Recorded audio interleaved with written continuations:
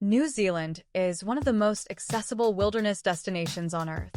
The roads are well maintained, the signage is clear, the infrastructure is excellent, the people are helpful, and the country's most extraordinary landscapes are reachable without the expedition-level logistics that similar environments elsewhere would demand. This accessibility is genuine, and it's one of the best things about the place. It is also, consistently, the source of the most consequential mistakes tourists make there, because accessible and easy are not the same thing, and New Zealand's relative accessibility, compared to, say, Patagonia or the Canadian Arctic, creates a specific and predictable gap between what visitors expect the country to require of them and what it actually does. People arrive with a fitness level and the equipment appropriate for a European city break or a beach holiday and encounter a country whose main product is dramatic, demanding, genuinely wild nature.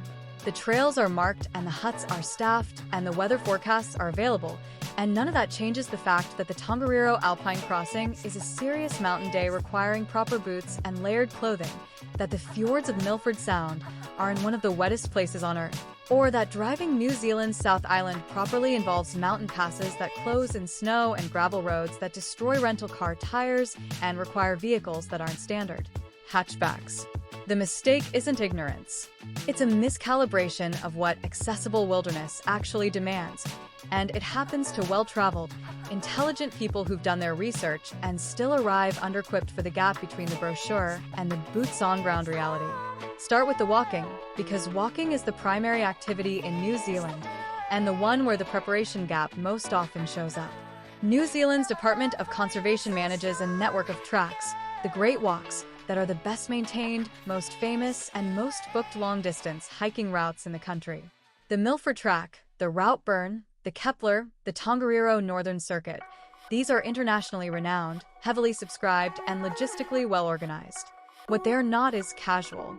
The Milford Track, for example, runs 53 kilometers through Fjordland over 4 days, crosses the McKinnon Pass at over 1,000 meters, and passes through terrain that receives 7 to 8 meters of rainfall annually, which means the chance of doing it entirely in good weather is lower than the Instagram version of the walk implies. The Route Burn crosses the main divide between two national parks at altitude and in conditions that change fast and with real consequence for anyone who isn't dressed for it.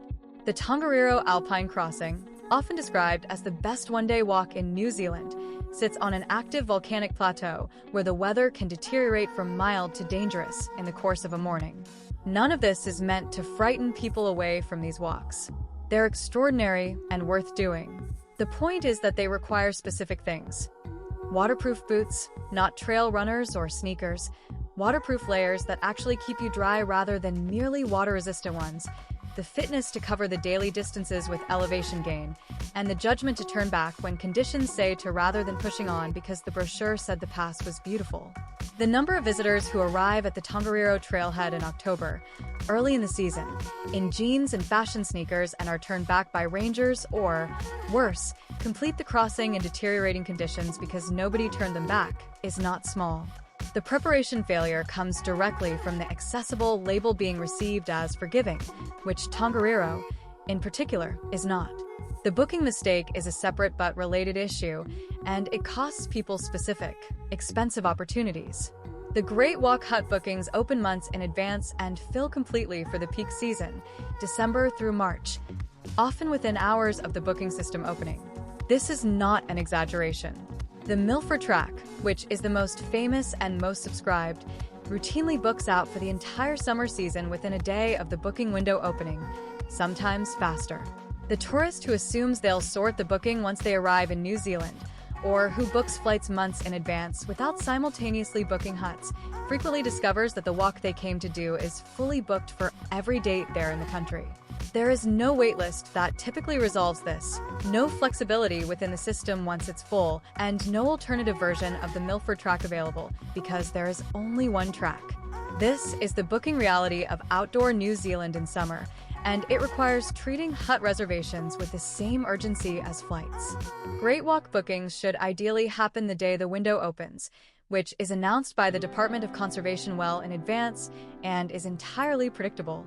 The alternative, for those who miss the window, is the freedom camping and backcountry hut system that exists outside the Great Walks. less famous, less subscribed, and in many cases as rewarding as the marquee routes. But it requires knowing this alternative exists, which brings the preparation failure back around again. The weather mistake is the third, and it's the one that affects the most people, because weather is the variable most travelers feel they've accounted for, but rarely have adequately. New Zealand's weather is genuinely extreme and genuinely changeable in ways that aren't fully captured by concepts like "for seasons in a day," which sounds like a charming quirk but is actually a description of real meteorological conditions in the Southern Ocean.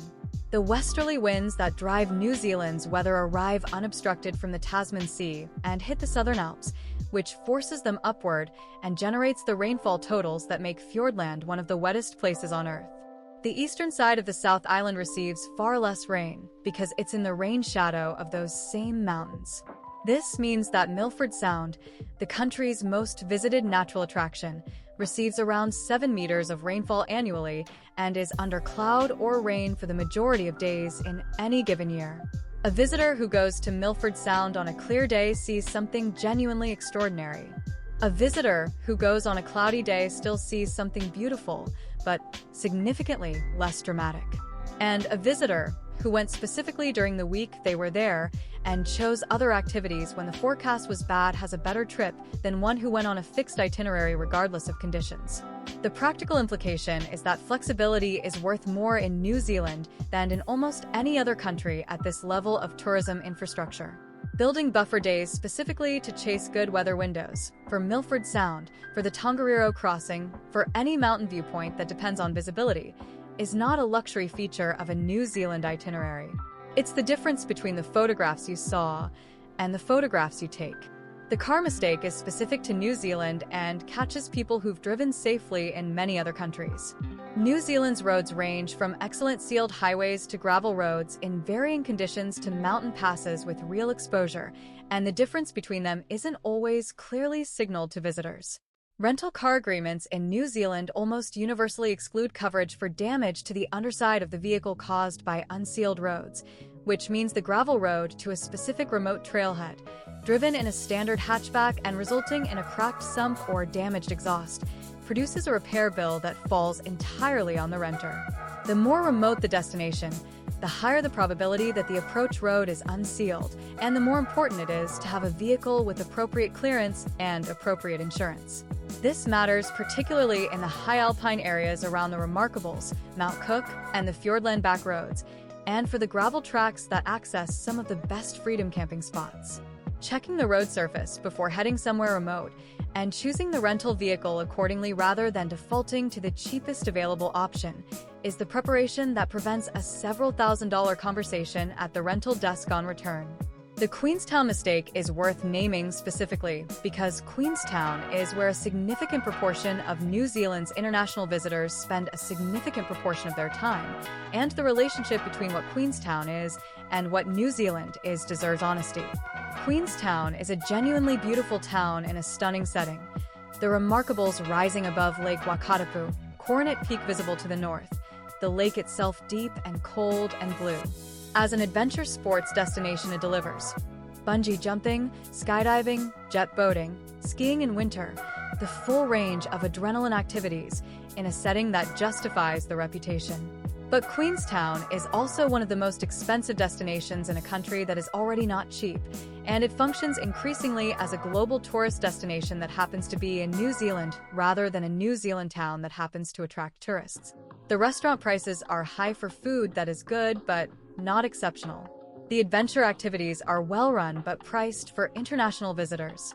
The hostel dorms in peak season are full of people who are experiencing Queenstown rather than New Zealand, and there's a specific version of New Zealand travel that spends a week in Queenstown and comes home thinking they've seen the country when they've primarily seen its most internationally curated corner.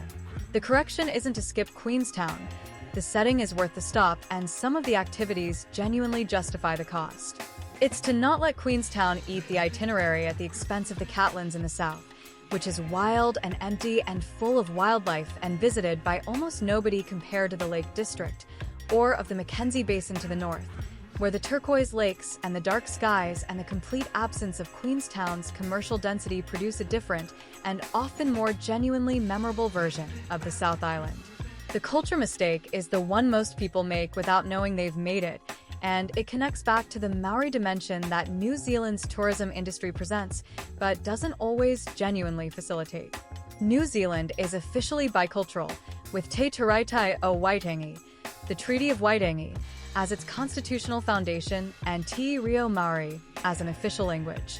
The presence of this culture is visible throughout the country, in place names, in public art, in the haka performed at sporting events and cultural ceremonies, in the Panamu greenstone and the Tamoko tattooing traditions, in the meri that are the social and spiritual centers of Maori communities. What is not always visible is access to this culture in any genuine depth, because genuine depth requires going beyond the cultural show, the Pauhaere welcome, the Kappa haka performance, into something that represents living Maori culture rather than a presentation of it for visitors. This is harder to access and harder to plan for than a hut booking, and the honest answer is that most visitors to New Zealand don't get very close to it. What helps is choosing operators and experiences that are Maori-owned and Māori-led rather than Maori-themed, that direct money into Maori communities rather than through a mainstream tourism company that packages the culture for convenience. The East Cape of the North Island, which has one of the highest concentrations of Maori speakers and the deepest continuity of Maori cultural life in the country, is largely bypassed by international visitors in favor of Rotorua, which has more infrastructure for the culture as tourism product. Both are legitimate. One goes deeper than the other, and knowing the difference requires a small amount of research that most people don't do because the easier option is always more visible. The last mistake is the one that connects everything above: the length of the trip. Everything discussed here, the booking windows, the weather flexibility, the depth of Maori culture, the alternative to Queenstown, the gravel roads to the remote places, requires time. 2 weeks is the minimum to do the South Island properly. 3 weeks allows the North Island to enter the picture meaningfully. Less than 2 weeks produces either the Queenstown and Milford version of New Zealand, which is real but thin, or an overloaded sprint that technically covers more ground and practically absorbs less of it. The distance that makes New Zealand a significant commitment is also what makes the time calculation so important.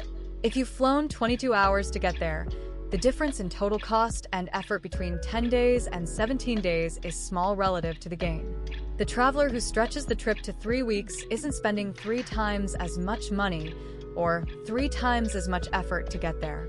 They're spending roughly the same to get there and spending the saved money on being there longer, which in New Zealand is almost always the better trade. The country is too far and too good to rush. That's the mistake underneath all the other mistakes, and it's the one most worth correcting before you book the flight. Thanks for watching. If you found this useful, smash that like button and subscribe to When to Travel. We're all about helping you make smarter travel decisions. Turn on notifications so you don't miss the next one.